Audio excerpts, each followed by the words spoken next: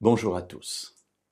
Je voudrais aujourd'hui commencer une petite série de 5 méditations sur une femme dont la Bible dit peu de choses, qui sert d'ailleurs d'introduction à la vie d'une autre femme.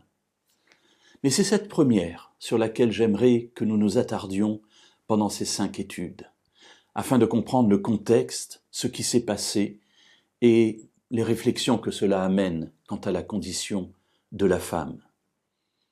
Ici, nous nous trouvons au 5e siècle avant Jésus-Christ, dans le royaume des Mèdes et des Perses.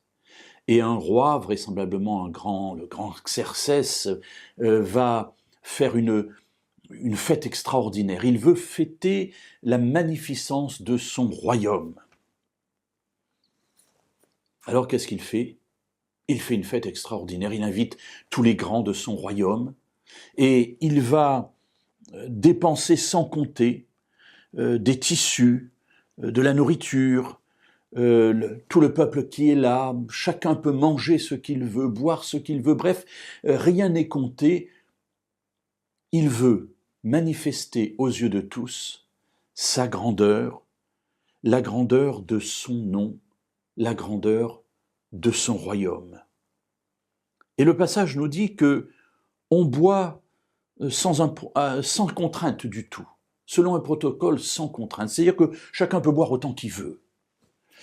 Et évidemment, ce qui doit arriver arrive, c'est-à-dire qu'à un moment donné, à force de boire, eh bien, les gens qui sont présents, ils n'ont plus tout à fait l'esprit clair. C'est ce qui se passe souvent dans les fêtes. Et comme partout, quand on n'a plus l'esprit clair, on fait des bêtises.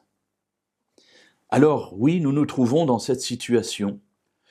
Et pendant que d'un côté le roi fait sa fête avec ses grands, avec les grands de son royaume, et bien de l'autre côté, la reine, qui s'appelle Vasthi, va donner, elle, un festin équivalent, mais pour les femmes. C'est-à-dire que d'un côté, on a les hommes qui se réjouissent, de l'autre côté, on a les femmes, et elles se réjouissent aussi. Elles font la fête, tout cela, dans le palais royal du roi qui s'appelle Assuérus, donc, comme je le disais tout à l'heure, vraisemblablement, le grand Xerxès Ier. Voilà, le cadre est posé.